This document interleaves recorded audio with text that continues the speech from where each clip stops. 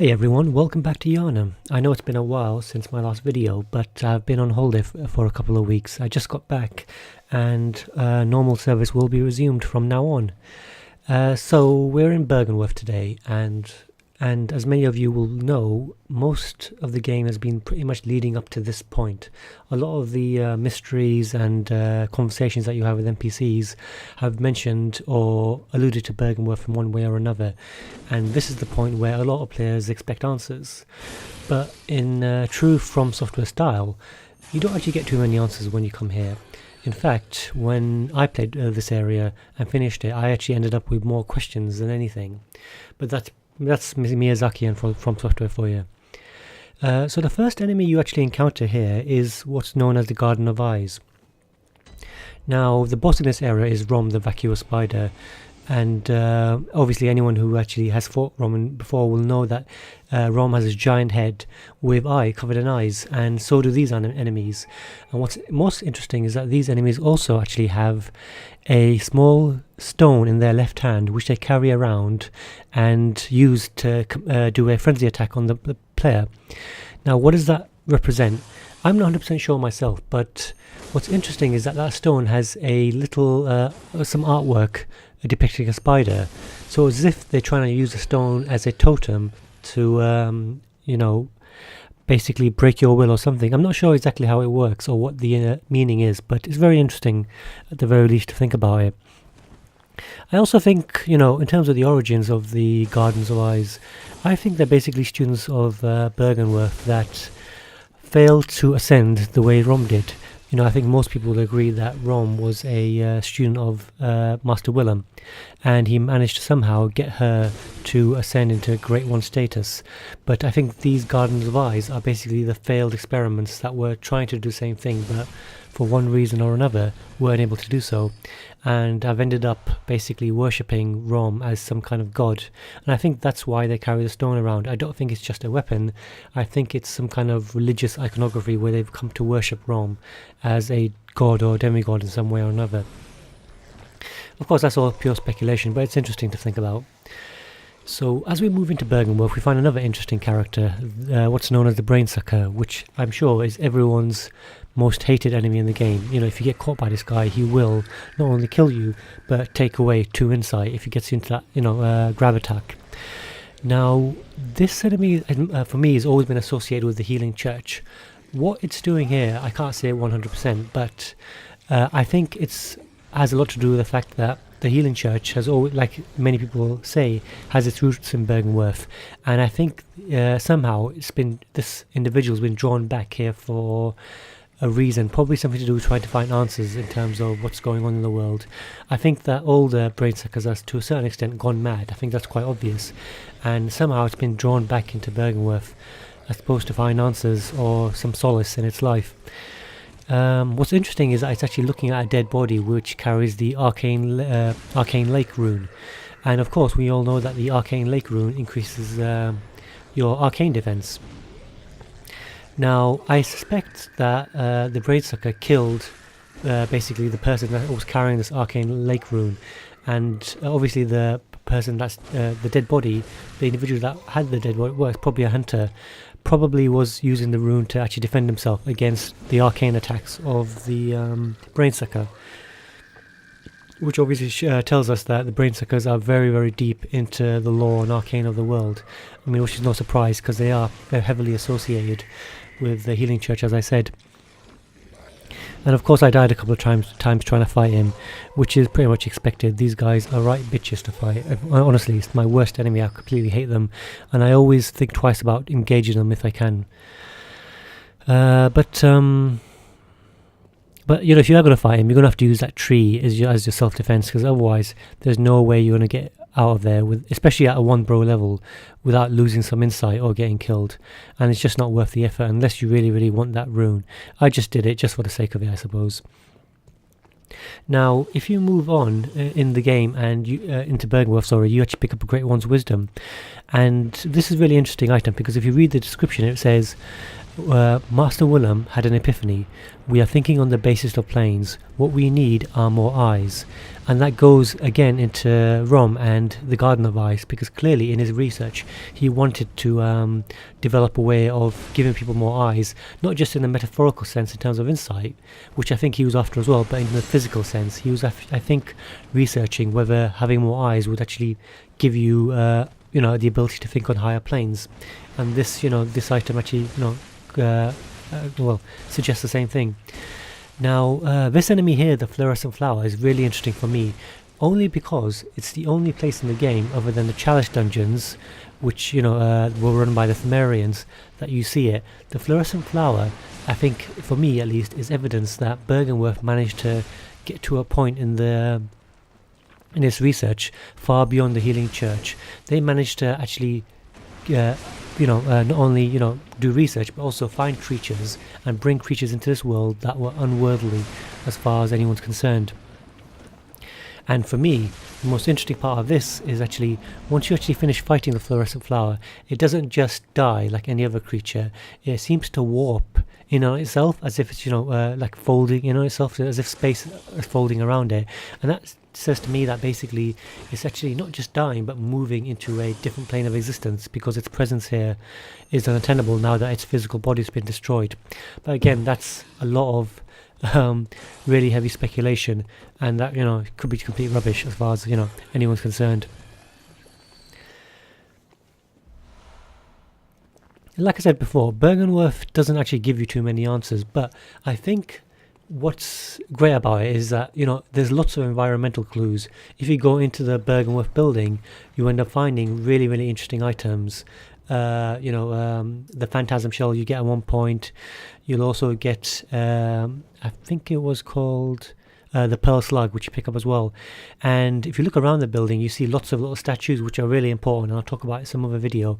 But also you actually find little dead bodies of little great ones, and all that environmental clue is important for the game and the lore, of course. Okay, so now here's the worst moment in my entire playthrough. Yurie is probably she is probably the hardest enemy I've fought in the game so far. It took me about 20 tries to kill her. Before I get into what she's doing here, I just want to talk a bit about strategy. I always keep my axe in the long form, and I basically keep getting her with a spinning attack. And for me, that works, because while you're doing the spinning attack, you can't be staggered. So whatever she tries to hit you with, it might take a bit of energy off you, but you won't actually break the attack, and you can actually use it to gain back energy and health as you actually hit that attack. And the great thing about the attack is also got really good range. So basically you've got to be very careful. Avoid the what do you call it, the Call Beyond, which is the one attack that will one-shot you. And as long as you're careful and with a bit of luck, you should be able to take her down. Now, what is she actually doing here? Well, for me, this goes back to the Healing Church and its research efforts. I don't think they ever really got that far, compared to Willem. I think they knew that Willem, being such a respected figure, got further in his research than they did, and they were constantly, at least some of them, including I think Yurie and Yosefka and the Brainsucker, which we met earlier, were trying to come back here again and again in order to actually learn more, because they knew there were limitations to the research that was conducted by Mensis and the Healing Church because of the nature of what they were doing. Whereas Willem went in his own direction, and they basically, in their thirst for knowledge, were coming back here in order to gain more.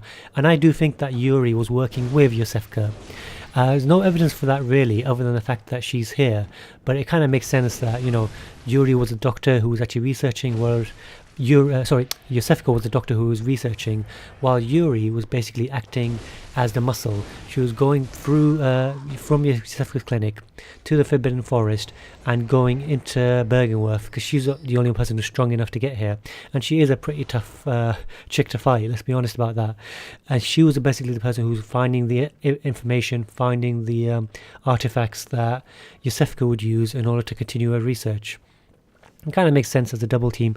And I actually also think that Yurie was a person who actually left the note back in Cathedral Ward, which talks about the Byrgenwerth spider.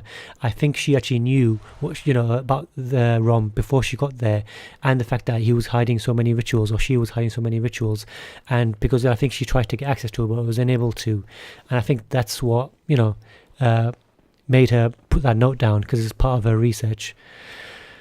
But anyway, moving on to Willem quickly. I don't want to talk too much about Willem, because that's, he's basically a whole video and whole, topic in himself. But one thing I will say is I do believe that he ascended in one form or another, and the evidence is clear. If you actually look at him and look at the back of his neck, you can see some kind of weird, what looks like gelatinous, almost crystal-like growths coming up the back of his neck, and I think those are a big strong indication that he's somehow changed and evolved. And it kind of makes sense too in terms of the timeline.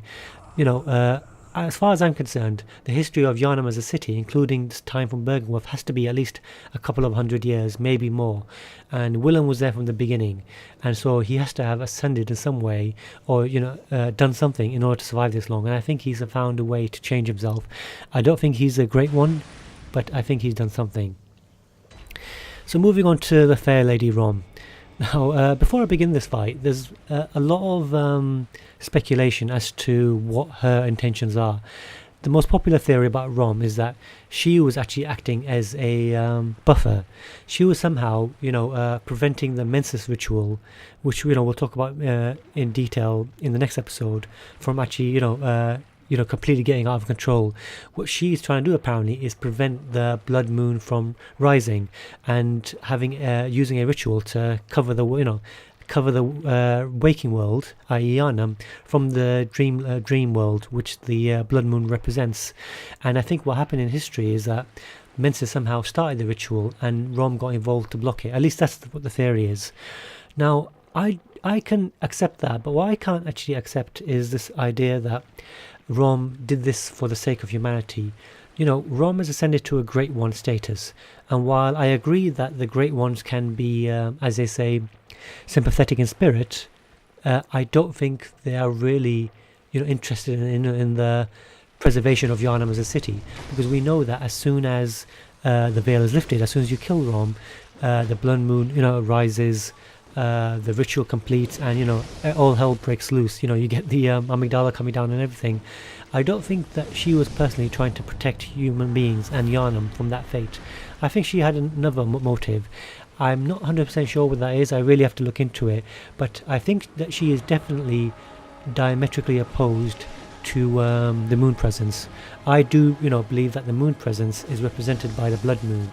I think that the moon presence has as an interest in the blood moon, and this idea of the beasts. I don't think it's the same as the